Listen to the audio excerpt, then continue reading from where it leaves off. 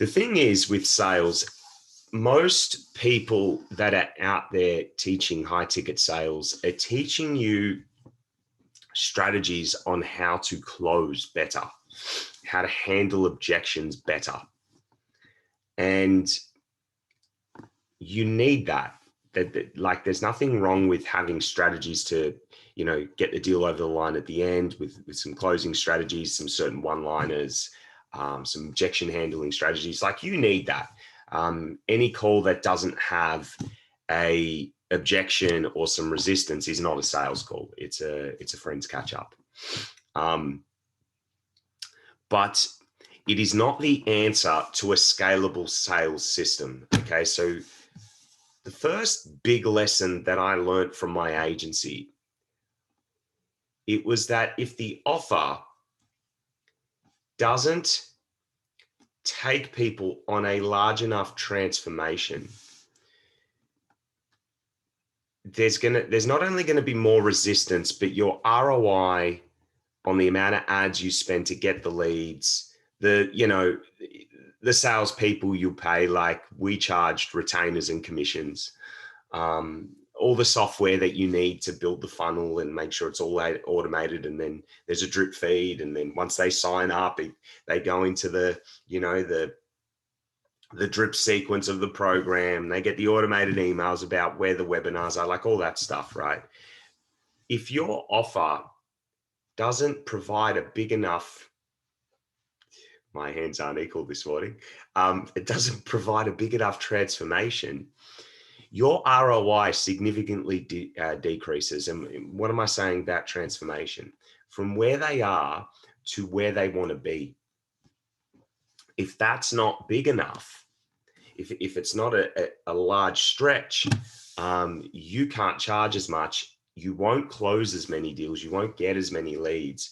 And everything working backwards from sales call, from customer, client, all the way through to brand awareness things that you do, it really becomes watered down and people don't understand what your thing is. You know how there's a lot of mindset coaches out there, a lot of business coaches, but when you look at what they're doing, like, you don't understand it because the transformation isn't large enough and not specific enough. So before we even talk about sales, guys, like we need to look at where you're at with your offer, because when you're presenting and when you're going through your call, if the client doesn't feel like the gap between where they are and where your clients are and have been, like some of them have moved on from your business, then they're not going to put down the money, or they're not going to at least feel compelled to even consider putting down the money. Okay, so before you start, paying all these sales trainers to teach you the right questions to ask and how to NLP people and Jedi mind trick them, look at what you're selling. Look at what you're selling and ask yourself, like, based on the people I'm working with, is my transformation well and truly specific and large enough to justify what I'm charging? And am I seeing evidence of that on the other end? Like, this is another thing, guys, like, this is kind of a sub thing to the offer. Like, if your results haven't caught up to what you're trying to build in terms of like a sales funnel and calls and size of a business, like if your results with your clients aren't there, you're going to have a tough time. Because what's going to happen, I can tell you what's going to happen here, because we've seen this in the agency. We would get coaches that weren't great at getting results for their clients, right? They were kind of still early on in their journey. We'd get all these leads come in. They were good marketers. We'd close some deals, and that would drop out of the program after a certain amount of time. These people would go from super excited and jazzed about the journey they were about to embark on. They drop out a month or 2 months into the program. Sometimes they wouldn't even make it to halfway. And, sometimes we would get the call wrong and maybe push a little hard, but that was, I would say that would happen once or twice a month. We would have clients that would literally shit the bed, and like a lot of people would drop out. And it's of my belief that if you don't have a system that really predictably gets results for a certain type of person, then, don't bother building a sales funnel marketing process that's for a coach that has helped thousands of people where you've helped 2 or 10. You see, that is the biggest problem in every coaching business, in every coaching business I've ever seen, in every marketing agency. Like, the people doing the thing aren't good at doing the thing. Right? And we took that very seriously in our agency. So when that happened once with that coach early on, like we let go of clients. We actually created a thing out of that, where we would put clients on a free trial, and we would pre-frame it. We would say, look, we're going to work with you for free for a week. Now we do this because we don't want to get into an agreement with you, closing all these deals for you, and then only to see that people are dropping out on the other end and you can't afford to pay us commissions for all the time we've put in. So we're going to do a free trial for a week. We're estimating we're going to get at least 1 deal closed for you, maybe 2. And then after that, we're just going to assess how those clients are, how you felt, how we felt, and then we can decide whether we're going to work together or not. And even after the free trial, guys, like I at a stage where I put clients on a year contract. I only did 90-day contracts. 90 days. I don't want dead weight in my business. I don't want dead weight. I don't want people that aren't a fit for what we do. So what we did was we started getting a lot of people into these free trials. We would sign, I would say, for every 3 free trials we ran, we would get 1 coach on board, right? So I just knew not everybody that comes to my agency is going to be a good fit. So we're going to have heaps of free trials going. The ones that win, we're going to offer a contract to. The ones that don't, we're just going to say, look, can't help you. So the moral of the story there is,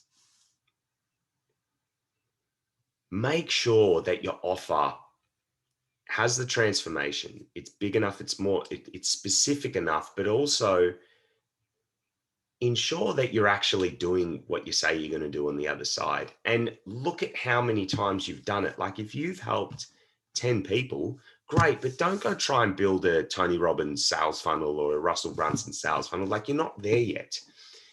Build up, continue to build the amount of people that have come out the other end and been successful, and then build accordingly, and slowly you start to build up. It doesn't have to be this sprint, especially with sales. That's what I've learned big time from me being like a fucking 10-meter sprinter, just helter skelter to the finish line. I don't even know if that's the right saying, but anyway.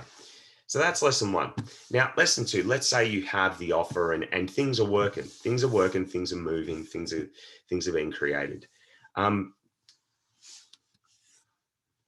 Strategy does not close deals. Strategy keeps deals on track. Okay, I want this is what I want you to understand. Strategy keeps deals on the straight and narrow, but tension closes deals.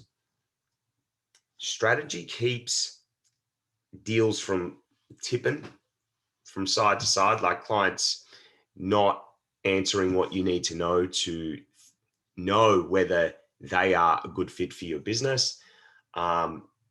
Strategy makes sure that you have enough leads coming into your calendar. Strategy ensures that the sales call is beneficial to the client. Strategy ensures that the client's informed about what your offer is. Like, that's all strategy. Strategy even informs that they know what the price is. Strategy even informs that they're interested in what you do and they have a desire. But strategy does not close deals. Tension does. Tension doesn't. And I'm going to give you this statement that I used to give to my salespeople, people that I coached.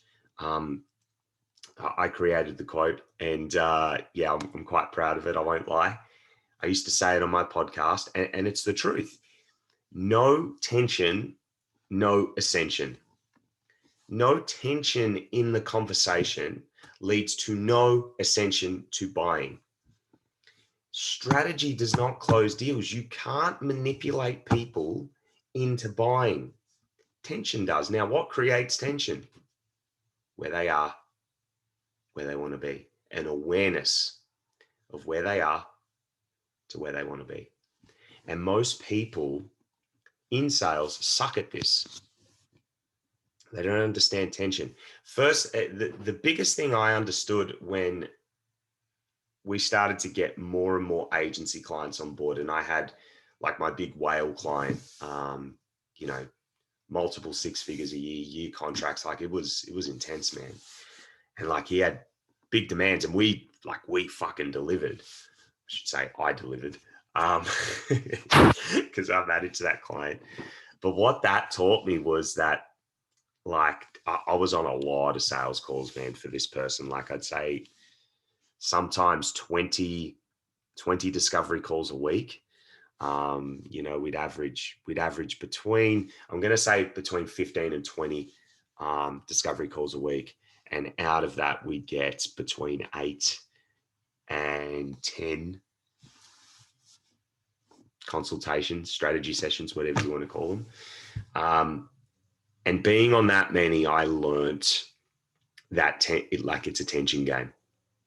It's a tension game. Like if you're only taking, let's say, like 3 or 4 sales calls a week, you're not going to be in the game enough to understand what the difference is between using strategy versus tension. So, for example, right, when you start a sales call, okay, this is a classic example I'd ask everyone that I'd hire back in the day in training. I'd say, phone rings, prospect answers, what do you do? Oh, yeah. Hey, is this John? Yeah, it's John. Hey, John, how are you? It's Jordan here from company. People would say that to me. And I'd say, no, you don't do that. You don't do that. Why don't you do that? Okay, first, what do you think you did wrong? Oh, I don't think I did anything wrong. I go, yes, you did. You asked how they are. What are you doing? Oh, well, I'm being nice. There you go. First big X in sales. Why are you being nice?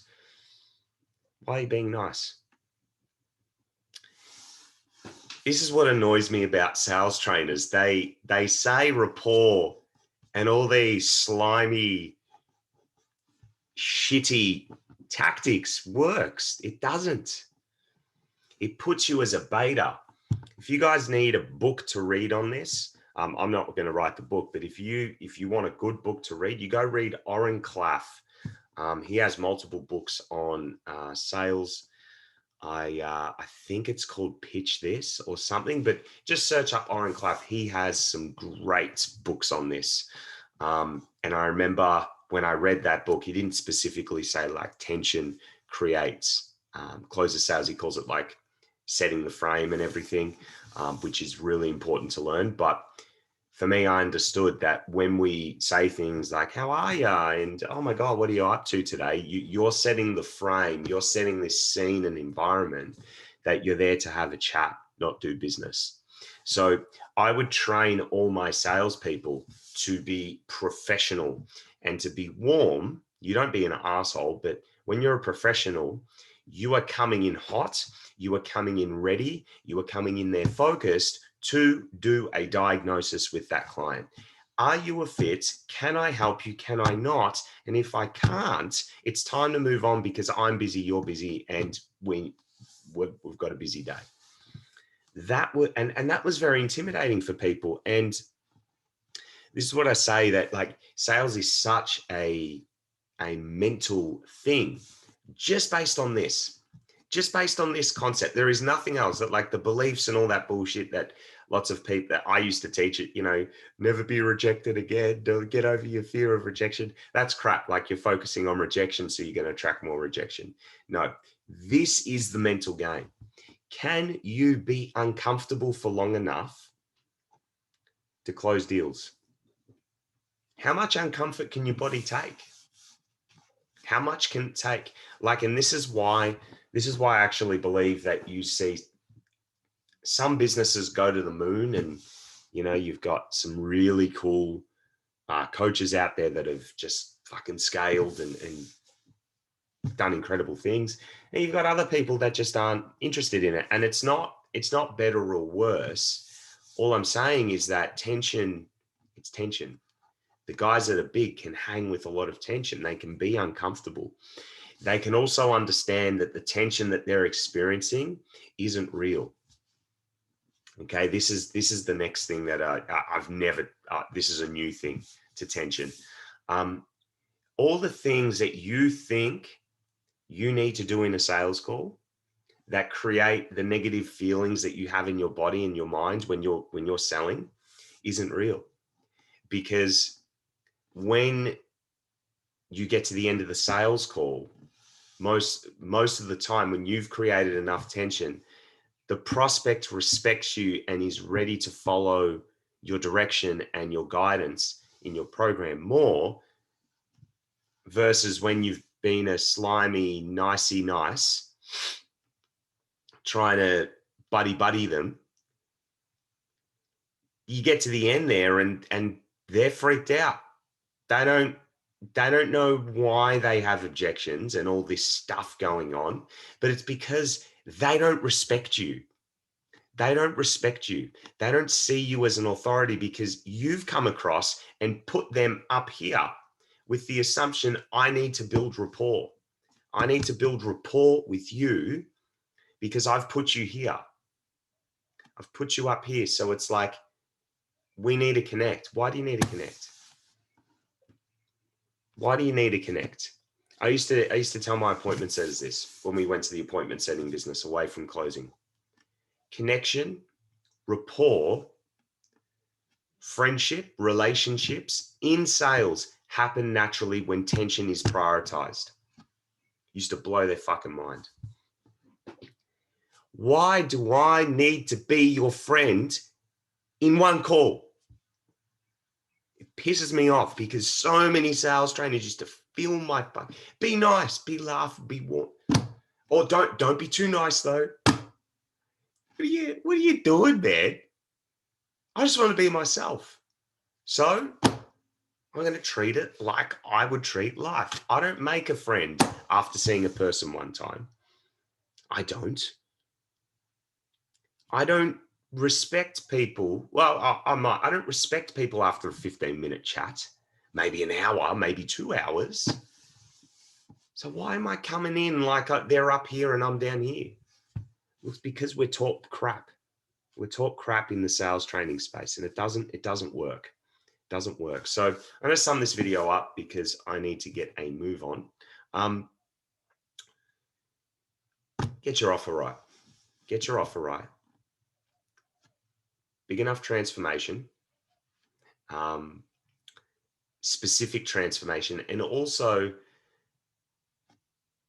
help enough people, have a track record to, and match your funnel with your track record, match it to that, and understands that the better your results, the better your funnel's going to be. Yeah. Like the two go hand in hand. It's not amazing sales funnel and then a shitty offer that doesn't get results. Okay. Number 2, tension closes sales, not strategy. Strategy keeps the deal in line. Okay. Keeps the deal in line. Yeah. Tension is what actually gets the deal done. Okay. Understand that. All right, guys, if you enjoyed this, subscribe, like, comment, share. Appreciate you all for watching. Thank you very much. Big love. Hope you have a great weekend. Go Pies. Go AC Milan. Lakers aren't playing the playoffs. Shit. But anyway, we will chat soon. All right. Catch ya.